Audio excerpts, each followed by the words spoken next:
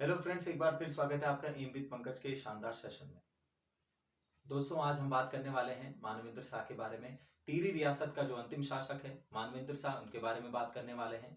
अगर आप हमारे चैनल पे नए हैं तो जो इससे पहले की जो प्रीवियस शासकों की जो वीडियोस हैं वो प्लेलिस्ट में जाकर आप वहां पर देख सकते हैं। अगर आप चैनल पे नए हैं तो चैनल को सब्सक्राइब करना ना भूलें और बने रहिए इस वीडियो के अंत तक। और अगर आपको वीडियो अच्छी लगे तो वीडियो को ज्यादा से ज्यादा लाइक करें और शेयर करें।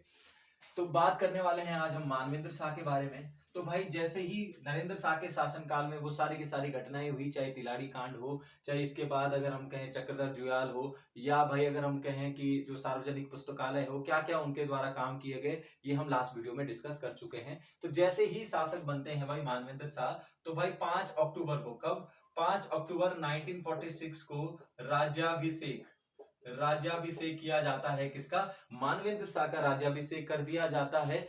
और जैसे ही मानवेंद्र शाह राजा बनेंगे तो सबसे पहला काम क्या होगा कि भाई राजतंत्र, यानी जो प्रजा के मन में जो आक्रोश है, जो गुस्सा है, जो आंदोलन करने की जो भावना है, उसको कम करना सबसे पहले मानवेंद्र शाह का सामना करना पड़ा उस चीज से। क्योंकि आप सब लोग जानते हैं कि नरेंद्र शाह के शासनकाल में प्रजामंडल के द्वारा कई सारी आंदोलन वहां पर कर दिए गए थे। क्या प्रभाव पड़े थे वो हम लास्ट वीडियो में डिस्कस कर चुके हैं, ठीक है। और भाई सबसे इंपॉर्टेंट क्या हुआ, घटना क्या हुई कि भाई जो श्रीदेव सुमन थे, जो आंदोलनकारी थी, उनकी भाई जेल में ही अनशन के दौरान मृत्यु हो गई। प्रजा में भी, आंदोलनकारी भी, उनके सहयोगी जो थे या जो सदस्य थे प्रजामंडल के, वो लगातार वहां पर आंदोलन और ज्यादा उग्र हो गया। तो उस उग्र आंदोलन को शांत करने का वह सबसे बड़ी चुनौती थी किसके सामने? मानवेंद्र शाह के सामने। तो इसीलिए इन्होंने क्या किया, एक समझौता किया। उस समझौते को कहा जाता है क्या? अगस्त समझौता। किस समझौते के नाम से? अगस्त समझौते के नाम से जाना जाता है। हुआ कब था? तो 29 अगस्त 1946 को यह समझौता हुआ था। और भाई होगा किसके बीच? टिहरी राजशाही और किसके बीच? हमारे पास टिहरी प्रजामंडल। टिहरी जो प्रजामंडल था, इन दोनों के बीच क्या हुआ? एक समझौता हुआ। कब? 29 अगस्त 1946 में, जिसको हम अगस्त समझौते के नाम से जानते हैं। क्या खासियत थी, क्या समझौता हुआ? तो भाई टिहरी राजशाही ने सीधा सीधा कह दिया कि भाई हम जो है, एक तो पहला बिंदु क्या था कि जितने भी आंदोलनकारी थे किसके? इस टिहरी प्रजामंडल के जितने भी आंदोलनकारी थे उनको क्या कर दिया गया? रिहा कर दिया गया। और साथ ही साथ दूसरा बिंदु रखा गया कि आगे से कभी भी टिहरी जो राजशाही है, इस टिहरी प्रजामंडल के जो काम है, जो आंदोलन करेगा, जो काम करेंगे, उनमें कभी भी बाधा उत्पन्न नहीं करेगी। ये सीधा सीधा यहां पर बात रखी गई। कब? और जितने भी आंदोलनकारी थे उस समय पकड़े गए थे मानवेंद्र शाह के शासनकाल में, उन सबको क्या कर दिया गया? रिहा कर दिया गया। उनमें से कौन कौन से थे? तो दो उसमें से सबसे प्रमुख थे, एक दौलत राम और दूसरा हमारे पास कौन सा? नागेंद्र सकलानी। ये दोनों उसमें सबसे ज्यादा इंपॉर्टेंट थे। इन सबको छोड़ दिया गया। लेकिन कहा जाता है कि जैसे ही इनको छोड़ा गया तो भाई इन्होंने फिर अपना काम करना स्टार्ट कर दिया, आंदोलन करना स्टार्ट कर दिया। भाई जब ज्यादा लगा राजा को, तो राजा ने इन पर दबाव बनाना क्या कर दिया? स्टार्ट कर दिया। किन पर? उन आंदोलनकारियों के ऊपर। अब जैसे ही ये दबाव बना तो भाई यहां पर तो भाई ये संधि हो रखी है, यहां पर समझौता है, समझौता के अंदर के मुख्य बिंदु है, कोई बाधा उत्पन्न नहीं होगी। ये इनको दबाना स्टार्ट कर दिया तो भाई ऑलरेडी ये संधि क्या हो गई वहां पर, ये समझौता क्या हो गया वहां पर? समाप्त हो गया। और जैसे ही ये समझौता समाप्त हुआ, वापस से इन दोनों में फिर से वही लड़ाई झगड़ा जो पहले था वैसे ही स्टार्ट हो गया। और दोबारा से टिहरी रियासत ने जो आंदोलनकारी थे उनको गिरफ्तार करना क्या कर दिया? स्टार्ट कर दिया। जैसे ही ये स्टार्ट हुआ, वैसे ही स्टार्ट होने के साथ साथ यहां पर उससे पहले, इस स्टार्ट होने से पहले, इस दबाव से पहले या इनको दबाने से पहले, जो इन पर प्रेशर बन रहा था इन आंदोलनकारियों के ऊपर, उससे पहले एक शांति रक्षा समिति, कौन सी? एक शांति रक्षा समिति का स्थापना कर दी गई थी। कब? 28 अप्रैल 1947 को एक शांति रक्षा समिति की यहां पर स्थापना कर दी गई थी, इन दोनों के बीच में शांति बनाए रखने के लिए। लेकिन इससे भी कोई फायदा हुआ नहीं और भाई इन पर दबाव बनना स्टार्ट हुआ। इन्हीं के ही शासनकाल में यहां पर हमें एक घटना देखने को मिलेगी। कब? 1947 में। कौन सा? सकलाना विद्रोह। 1947 में सकलाना विद्रोह। और 1948 में हमारे पास कौन सा? कीर्तिनगर। कौन सा? कीर्तिनगर विद्रोह हमें देखने को मिलेगा कब? 1948 ईस्वी में। और इसी विद्रोह में, कीर्तिनगर विद्रोह में ही दो व्यक्ति कौन कौन से हमारे पास? भोलूराम, कौन सा? भोलूराम, और दूसरा यही वाला व्यक्ति, कौन सा वाला? नागेंद्र सकलानी। कौन सा? नागेंद्र सकलानी। ये दोनों के दोनों इसी कीर्तिनगर जो आंदोलन था इसमें शहीद हो जाएंगे। ठीक है, तो यहाँ पर बहुत बड़ी दो विद्रोह, क्वेश्चन यहाँ से बन सकता है कि सकलाना विद्रोह किसके शासनकाल में? तो मानवेंद्र शाह के शासनकाल में 1947 में। भाई हमारे पास कीर्तिनगर विद्रोह 1948 में, ठीक है, या कौन कौन से शहीद हुए हैं ये क्वेश्चन बना हुआ है।